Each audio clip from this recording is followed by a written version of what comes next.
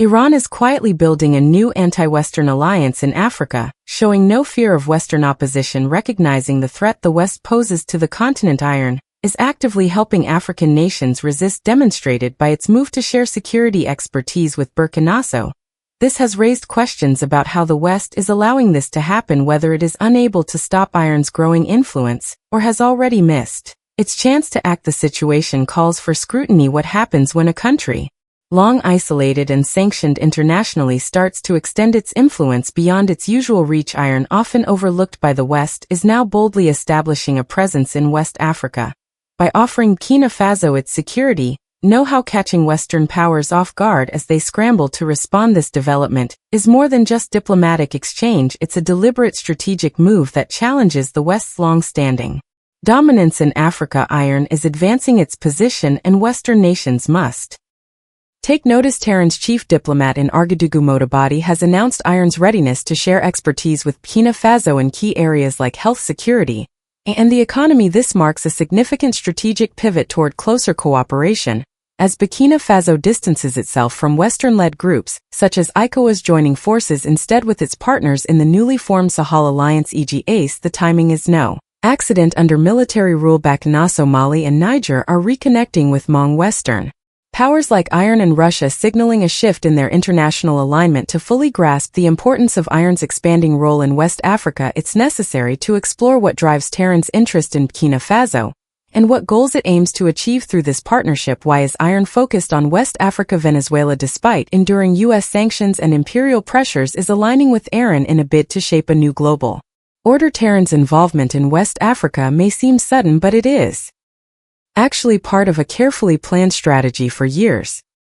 Iran has faced economic and diplomatic isolation, particularly imposed by Western countries. This has pushed Iran to seek new economic opportunities and alliances. Over time, Iran has deepened ties with other non-Western powers such as China and Russia, and is now extending its reach into regions traditionally controlled by the West, including West Africa. In recent years, the Sahel region, home to countries like Burkina Faso, Mali, and Maya, has become increasingly unstable due to political turmoil, economic difficulties, and the rise of insurgent groups. Western-led interventions have largely failed to fill the resulting security vacuum. Recognizing this gap, Iran has seized the opportunity to step in, offering its extensive experience with asymmetric warfare and insurgency to these struggling nations.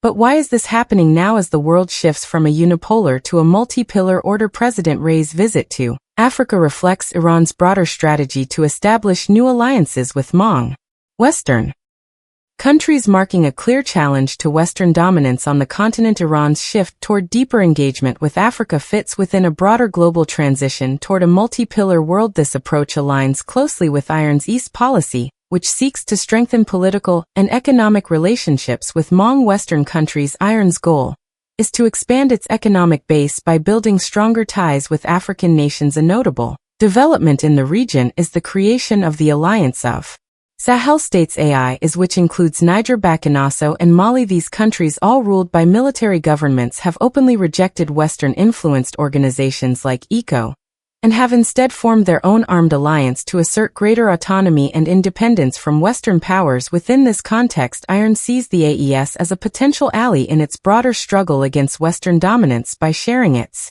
expertise, Iran aims to help these nations develop their own security and economic systems free from Western interference. This cooperation extends beyond just supporting Burkina Faso. It represents Iran's broader effort to establish influence and allies in a region historically dominated by Western powers. Iran's involvement in Burkina Faso also reflects a larger strategy to enhance its global standing. The country has long sought to challenge Western hegemony, particularly in the Middle East, and is now extending its reach to new regions such as West Africa by forging partnerships with countries like Burkina Faso. Iran is breaking Western control in the region and gaining new economic and political footholds. While Iran's motivations are clear, the question remains, what does Burkina Faso stand to gain from this relationship? Burkina Faso, like many Sahel countries, is grappling with severe challenges, especially the growing threat from insurgent groups exploiting porous borders and political instability. Despite receiving support from Western nations and international bodies, the country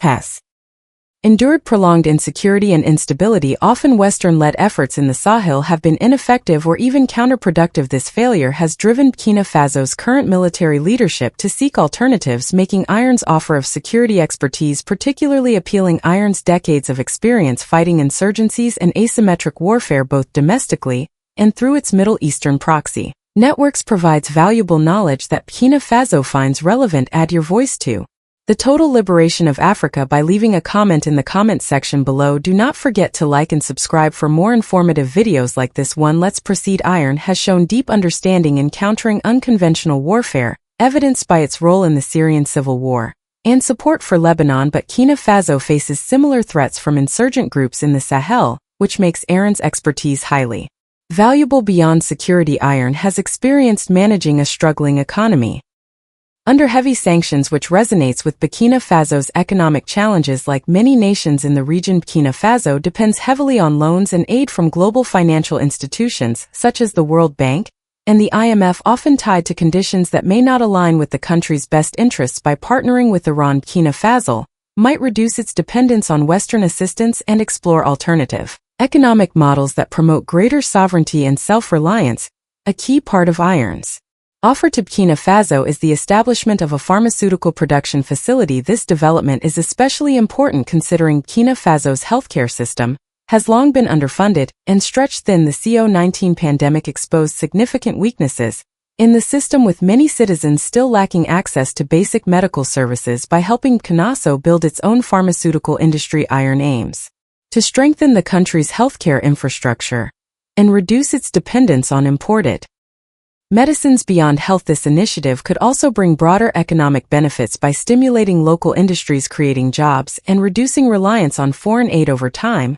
This could contribute to Burkina Faso's economic resilience and self-sufficiency, making it less vulnerable to external shocks. While Burkina Faso stands to gain substantially from this partnership, Iron's involvement in West Africa carries larger geopolitical implications beyond just economic growth and security. This cooperation challenges the long-standing Western dominance in the region. For decades, the West has maintained control over African political and economic affairs through a combination of military support, financial aid, and diplomatic influence. Institutions like the International Monetary Fund, the World Bank, and ECOWAS have played key roles in sustaining this control, but have been criticized for prioritizing Western interests over African needs. The creation of the Sahel States Alliance and its growing ties with non-Western powers such as Russia and Iron pose a significant threat to Western hegemony in the region. By building relationships with countries like Burkina Faso, Iron is increasing its influence in West Africa and simultaneously diminishing Western power. One major reason for Burkina Faso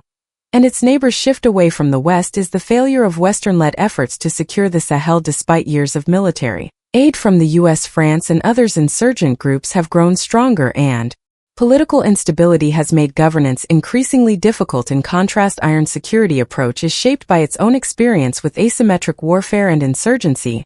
Rather than relying on large-scale military operations, Iron focuses on supporting regional militias and proxy groups by providing them with training and equipment to fight on the ground. This strategy has helped achieve its goals in the Middle East and could serve as an effective model for countries like Burkina Faso struggling to contain insurgencies. Iron's rising influence in West Africa reflects a broader shift in the global balance of power. In recent years, Iran has deepened ties with China and Russia, two of the world's leading non-Western powers. Both China and Russia have been expanding their presence in Africa. Russia, through the wedged group Private Military Contractors, has been assisting countries like Mali, which like Burkina Faso has distanced itself from the West. China, via its Belt and Road Initiative, has heavily invested in African infrastructure to strengthen its political and economic connections across the continent. By aligning with Tehran, Burkina Faso is positioning itself to benefit not only from Iron's expertise, but also from its broader ties with major powers like China and Russia.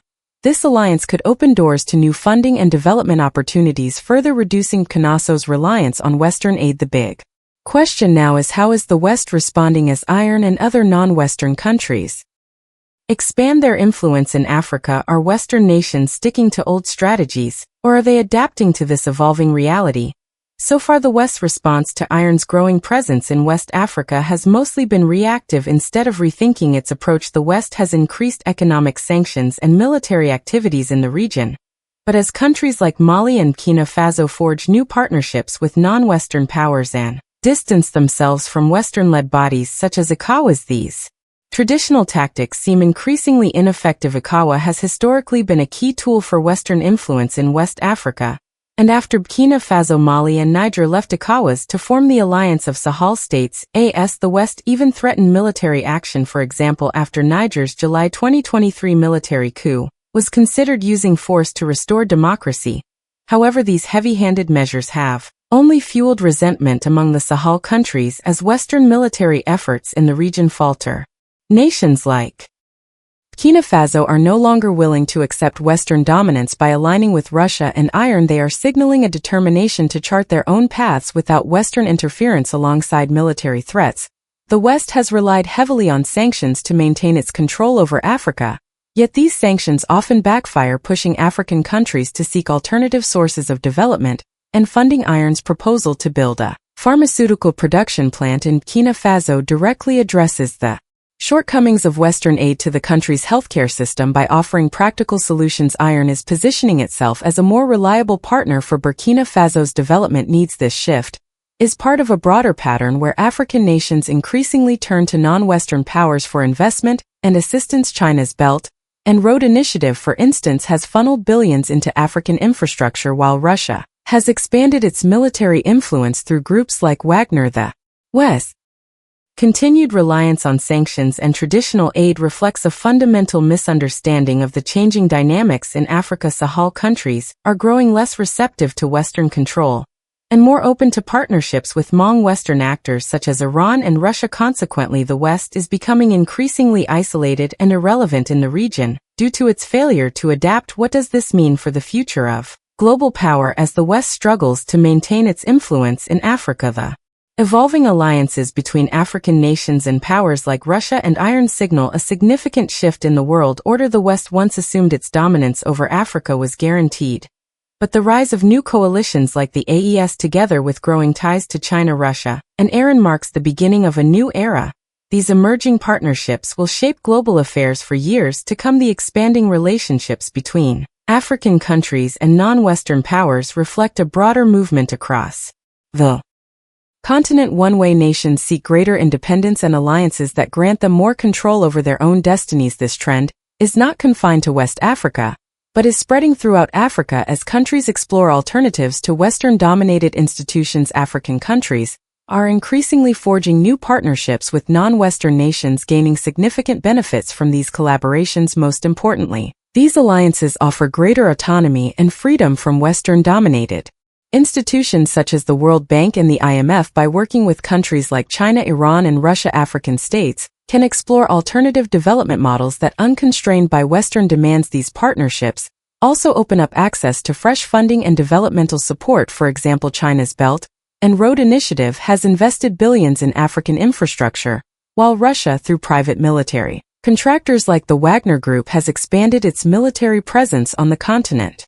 Iran's involvement in Burkina Faso is part of this broader trend, offering new avenues for security cooperation and economic growth. This shift presents a serious challenge to the West's long-standing dominance in Africa. For decades, Western powers maintained control over African political and economic affairs through a mix of aid, military involvement, and diplomatic pressure. However, this approach is losing effectiveness as new coalitions formed between African countries and non-Western powers. The established global order shaped after World War II is being contested. Iran's growing role in Burkina Faso is just the beginning of this transformation. The global power landscape is evolving, with the West becoming increasingly marginalized as African nations pursue new alliances beyond Western influence. This threatens not only Western dominance in Africa, but also the broader global system. In summary, the relationship between Iran and Burkina Faso symbolizes a larger global shift. African countries are asserting their independence and seeking new partners, challenging the old norms where the West held the upper hand. Iran's expanding presence in Africa reflects these changing times, signaling a future where African nations have more choice and agency.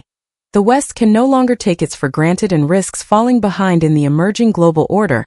If it fails to adapt, the question remains: is Iran's rise in West Africa the tipping point that will end Western hegemony in the region? Should Iran's role in Burkina Faso be welcomed? Is this a defining moment in global geopolitics?